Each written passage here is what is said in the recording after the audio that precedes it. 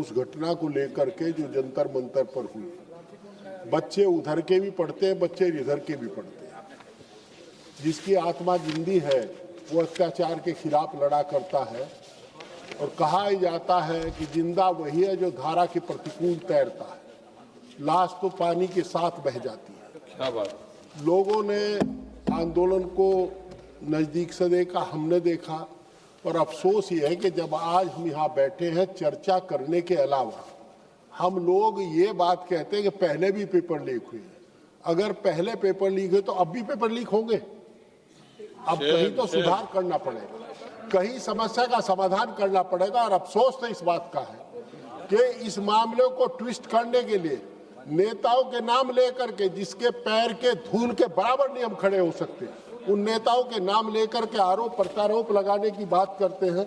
अभी एक माननीय सदस्य ने, मैं नाम नहीं किसी का लूंगा, कहा अखिलेश यादव जी की बात की। उनकी सरकार में जितना साफ सुथरा शासन हुआ, बदमाश की तो हिम्मत नहीं थी पुलिस पर फायर कर दे।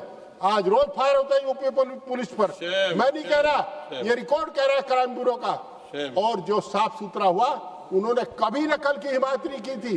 आदरणीय मुलायम सिंह यादव का नाम लेते हैं, बॉर्डर पर खड़ा हुआ जवान कहता है अगर मुलायम सिंह यादव इस देश का रक्षा मंत्री ना बनता तो हमारा जनाजा, हमारा ताबूत घर ना जाता मेरे घर पर। ये काम किसने किया? आप ज्योग्राफी पढ़िए, आप देखिए, अगर उत्तर प्रदेश में जाएंगे तो गन्ने का किसान कहता है किल्ली मार मार करके कि अगर मुलायम सिंह यादव ना होते तो खड़े कोल्हू का प्रतिबंध कभी ना हटता। हम जानते हैं खंडसारी उद्योग को जिंदा करने का काम किया था। आज इस बात को कह रहे हैं, ये मेरी समझ से पर है। हम लोगों को चर्चा करनी चाहिए। क्या छात्रों पर गोली चली थी? क्या बहन बेटियों के प्राइवेट पार्ट पर डंडा लगाया गया था? उसकी वीडियो चल रही है, जिस प्रकार पीटा गया। मैं 20 तारीख को गया था, मैं 5 बार उस आंदोलन में गया हूं और मेरी 3 पीढ़ी गई है। मेरा बेटा एमएलए पंकज मलिक वो भी गया है और मेरा ग्रैंडसन भी गया है। सब लोग वहां गए हैं, पर क्या हमने ऐसा मंजर नहीं देखा था जिस प्रकार का मंजर देखा। आदरणीय डिम्पल यादव जी के नेतृत्व तो जब हम वहां गए तो इनकी देख लगा कि भारत में नारी शक्ति जिंदा है। और वहां देख करके जो अदम्य साहस और निडरता के साथ देखा, बेहोश बच्चों को अगर ये पानी ना पिलाते तो शायद वो 2 बच्चे तो वहां जवान तोड़ देते। एक लड़की रो करके कह रही थी कि आप लोगों के सामने अगर वो मंजर दिखा दूं तो आप मुंह फेर करके चल दोगे। मैं आपको ये तो 20 तारीख की बात कह रहा हूं। आज आपने प्रधानमंत्री का इस्तीफा लिया, बहुत देर कर दी हुजूर आते आते। आप इसकी जिम्मेदारी किसकी है लाठी चलाने की? ये बताने में क्या शर्म है कि हम ये कहें कि आदेश किसने दिया था? छात्रों पर गोली चलाने का आदेश किसने दिया था? पैरेड गन क्या होती है वो? ये क्या है? बिहार में AK-47 दिखाई जाती है। आप नौजवान शक्ति को दबा नहीं सकते। केवल ये कहने मात्र से काम नहीं चलता। पहले भी हुआ है, पहले छात्र आंदोलन हुआ था, उसके बाद सरकार बदली गई थी, और मैं दावे के साथ कहता हूं अब भी सरकार बदली जाएगी। दोस्तों, सरकार समाधान के स्थान पर बहाने टोरे हैं। आप रामपुर में, हम रोज यहाँ सभी मान्य सदस्य इधर का उधर का कहते हैं सरकारी यूनिवर्सिटी बननी चाहिए, यूनिवर्सिटी बननी चाहिए। जौहर विश्वविद्यालय को ध्वस्त करने का काम कर रहे हैं। शर्म आती है ये देख करके। मैं गया था रामपुर, हमने बात की। विश्वविद्यालय की स्थापना 16 में पूर्ण हो चुका था निर्माण, और नोटिफिकेशन हुआ 24 में। मैंने डीएम से पूछा क्या नोटिफिकेशन पिछली डेट से लागू करने का प्राविधान था? अगर नहीं जी, और उसके बाद डिमोलिश करने कार्रवाई कर रहे हैं। शर्म आनी चाहिए। आप जो शिक्षा के मंदिर है उनको ध्वस्त करने का काम बंद करो, शिक्षा को बचाने का काम करो। और देखे जिस ओर जवानी चलती है उस ओर जमाना चलता है। आप अभी तो मैं शुरू भी नहीं हुआ, आप अभी बटन पर हाथ धर रही। देखे ये इस तरह का काम सरकार को शोभा नहीं देता। और जिस प्रकार सीबीआई जांच तो कितनी होली इन मामलों की, आज तक कोई कार्रवाई हुई? फास्ट ट्रैक कोर्ट की बात है, आपने उसमें कोई प्राविधान सुधार का तो किया नहीं।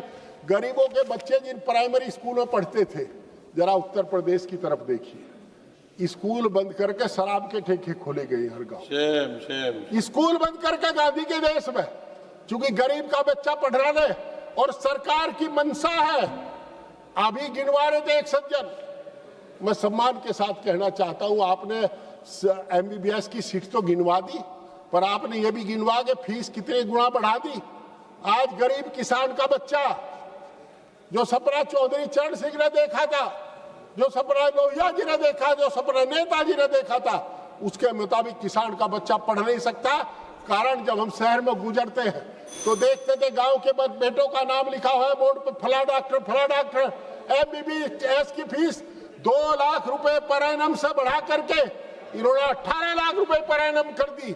मुझे दुख होता है देख करके, आसन का बहुत सम्मान करते, बहुत 20 लाख और 50 लाख कर दी, और MBA की फीस बढ़ी है।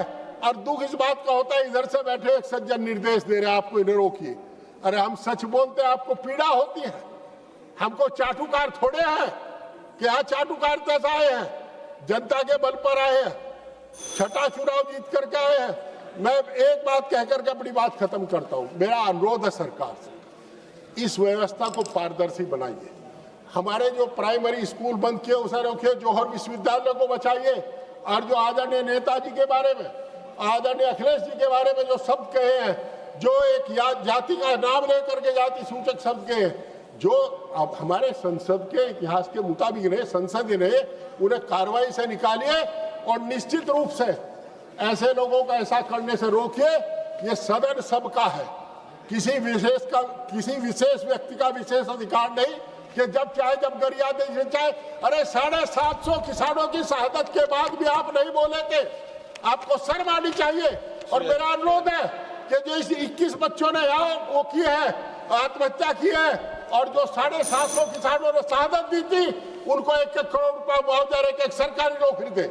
आप किसान विरोधी है, नौजवान विरोधी है, आप गरीब विरोधी है, आप हर उस व्यक्ति के विरोधी है जो कमेरों का वकील है, हम कमेरों का वकील है। आपने समझ लिया, बहुत बहुत धन्यवाद। इससे पहले कि मैं बिल पे कुछ अपनी बात रखूं,